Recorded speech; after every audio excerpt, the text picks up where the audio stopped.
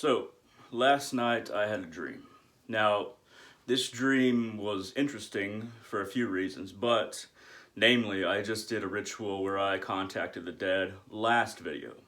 Um, and I made offerings, I attempted communication, and it didn't feel like one of the most fruitful rituals that I've done, but it felt real for sure. It felt like there was substance to it. And now I feel like there is even more substance because of the dream that I had last night after that day previously. Now, this dream had many different elements. It's hard to know where to start. It's hard to know where a dream begins and ends or where one should start because it's like this loop. This loop in your mind is not bound by time. It's not bound by even the space of the dream because it's so chaotic. Yet there was messages that came through. So for a good portion of the dream, what I saw in it was this vast wasteland. I'm sure it used to look like maybe a rural country out in the desert, something like that. There was man-made machines, trucks, shacks made out of metal, and everything was kind of in ruin. This vast wasteland. It is mostly desert. But, I had a kind of bird's eye view of everything, like I do in many dreams. It's not always first person, it's a bird's eye view for a very large percentage of my dreams. And what I saw was legions, thousands and thousands in squares, almost like squares. But each square must have had 1,000 skeletons slash undead kind of zombie things. They were mainly composed of undead and zombies with like swords, helmets, breastplates, things like that. And at the head of every legion, as I was viewing this from a bird's eye view, there were some undead that seemed to be liches, kind of floating off of the ground at the head of these legions. 7 or 8 that I could see per legion, and then you'd have what also looked like liches. When I say lich, I'm thinking of kind of a skeletal form, but it has this large cloak. It has this ability to hover. They were hovering just above the ground as these legions just rocketed forward and to an unknown goal. And then the other liches that were in this legion, each legion, were high above, and they were kind of floating and flying above the legion, and everything was very fast. It's like these things were traveling at like 70 miles an hour, all of the undead in these legions. This is more undead than I've ever seen in my dreams. I often dream of zombies, trying to run from them, trying to hide sometimes, but mostly trying to run, fighting sometimes, still trying to get away. But this was epic proportion. We're talking thousands and thousands of zombies and skeletal figures, undead, and liches in at least, I would say, 8 different legions. If you know what a legion looks like, it's a lot of men if you're looking at it from a one-person point of view, even if it's bird's eye. And what I gathered is that there was some vast force or some vast plane trying to communicate with me and show me that these undead might be available.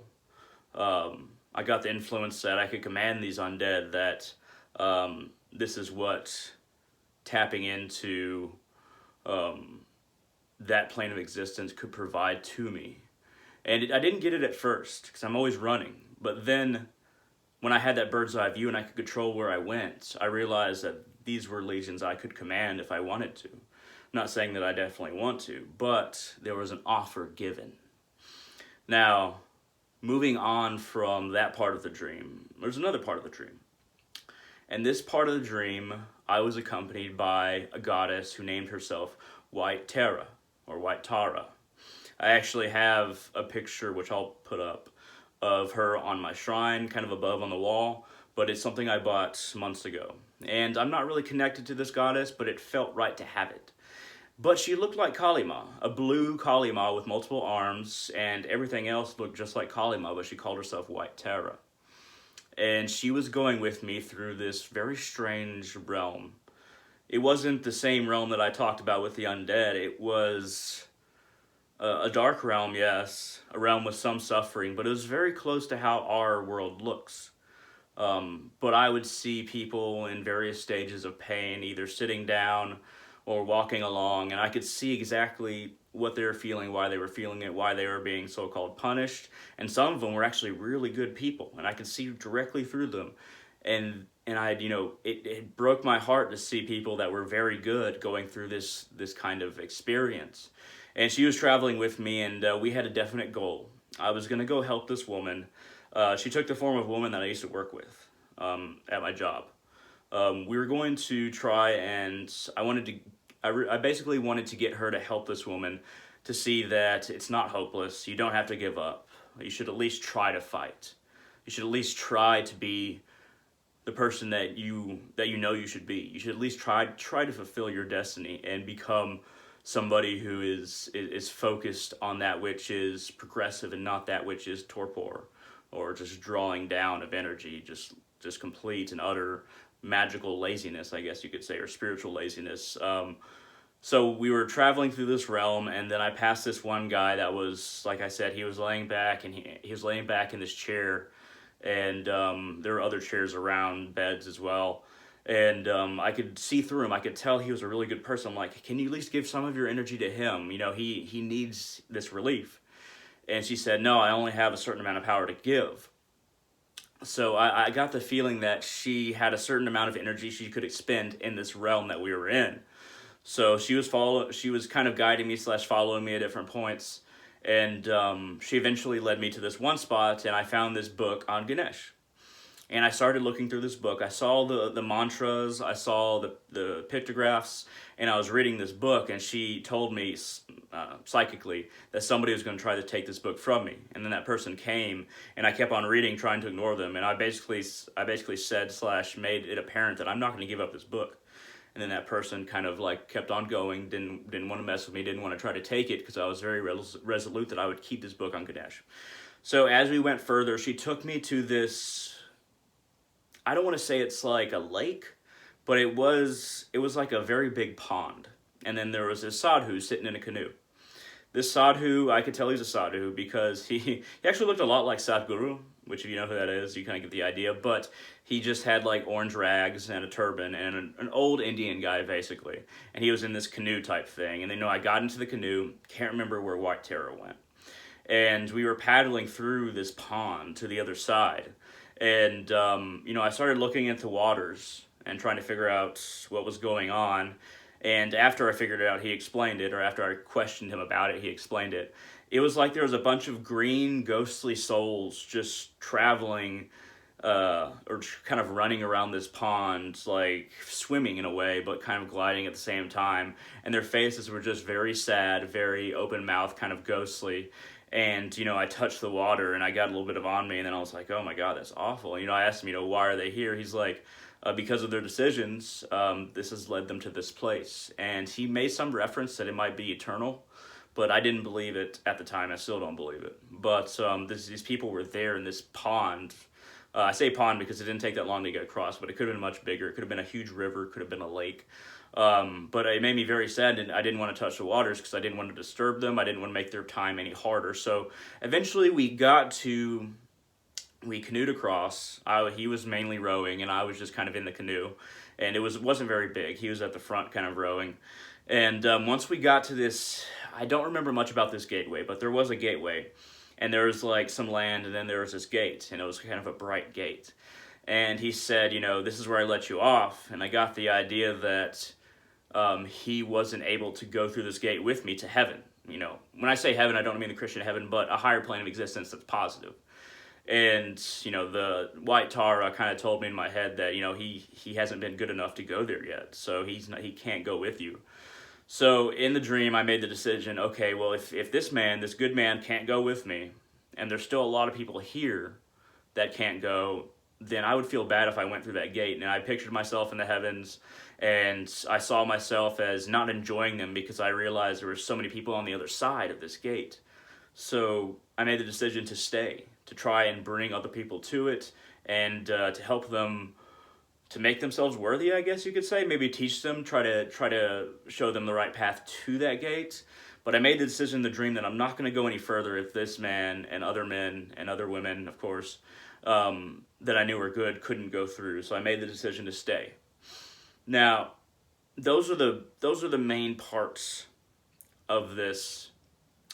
Those are the main parts of the dream. There are some other minor parts that seem very chaotic, hard to explain. For instance, at one point, there were undead rat things trying to bite me, and I always have nightmares of rats. There's kind of lesser nightmares than other ones where I get eaten or something like that, but of rats like trying to attack me, and they're usually like rabid or kind of undead rats. That was a little bit confusing, especially when you pair it with Ganesh being in the dream and me trying to learn about Ganesh, because he rides a rat, perhaps a mouse, I can't remember. He basically represents the intellect riding in a small body. The intellect is so massive, but he's riding in this. It rides in this small body that is our body, of course. So the dream, there have been elements of this that I've dreamt before, but all of these experiences were so vibrant and intense that it made me feel like there was more significance to this dream than there have been in my other spiritual dreams that I have quite often. There's this offer that I could command these undead legions, implied in a way. There was, traveling to that gateway over this kind of pond of souls, passing a whole bunch of people with White Tara that I wanted her to help, but she said she couldn't expend the energy. And, eventually I was able to convince that lady that me and White Tara were originally going to that she just keep on trying her best. That she didn't have to do it all at once, just try her best. And I felt like I was a little bit talking to myself, even in the dream. And then there was a lot of other side things that happened. But my question for you is, have you ever had a dream like this? Feel free to share in the comment section below.